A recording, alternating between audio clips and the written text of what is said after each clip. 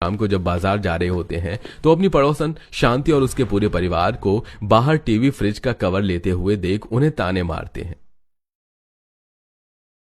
हमारे बच्चों ने कभी भी हमसे ऊंची आवाज में बात नहीं करी। ये इन लोगों की हरकत है। नई जमाने के लोगों ने नई जमाने की रसोई रखी है। जब से हमारी बहू उनके घर से इस पार्टी में उनकी रसोई देखकर आई है, तभी से उसे हमारे लिए रसोई में खाना बनाने में दिक्कत होने लगी। भाई साहब, समय बदल रहा है। अगर आज भी पुराने जमाने के तौर तरीके से खाओगे और अपनी रसोई को पुराने जमाने की तरह रखोगे तो आज नहीं तो कल बेटे बहू बोलेंगे ही। इसीलिए दूसरों को सुनाने से पहले खुद को देखो।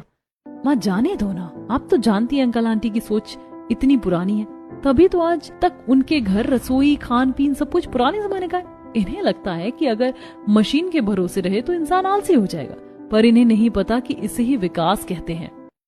करिश्मा और शांति की बातें सुनकर विनोद और आशा को बहुत गुस्सा आता है और वो लोग बाजार जाते हैं। इसी तरह कुछ दिन बीत जाते हैं और एक दिन निशा अपनी रसोई में अपनी दोस्त की फेवरेट सिंगापुरी चाउमीन और मोमोज बनाती है। वाह, चाउमीन और मोमोज बने हैं और साथ में चाप तंदूरी रोटी। आए हाय, आज तो मजा आएगा खाने में। माँ जी, मेरी दोस्त को चाउमीन और मोमोज बहुत पसंद है। मैं अभी उसे देकर आती हूँ।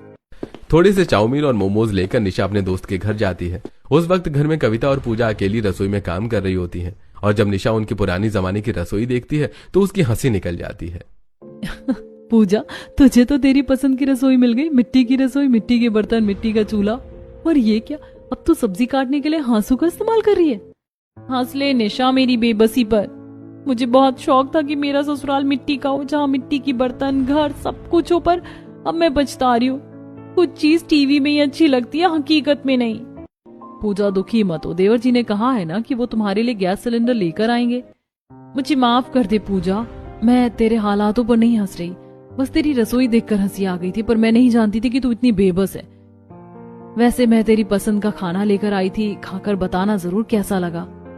अपनी दोस्त की ऐसी हालत देखकर निशा काफी उदास हो जाती है और घर आती है।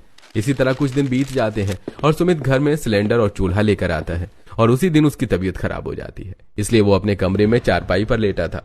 उसका फेस बुखार से लाल हो चुका था, जिस वजह से उस सिलेंडर और गैस का इस्तेमाल नहीं हो पाता। और पूजा बाहर वाले कमरे में खटिया पर बैठे अपने घर वालों से कहती है, माँ जी, पापा जी, सुमित जी को बहुत तेज बुखार है। घर में फ्रिज भी नहीं है, आप कहीं से बर्फ ले आओ।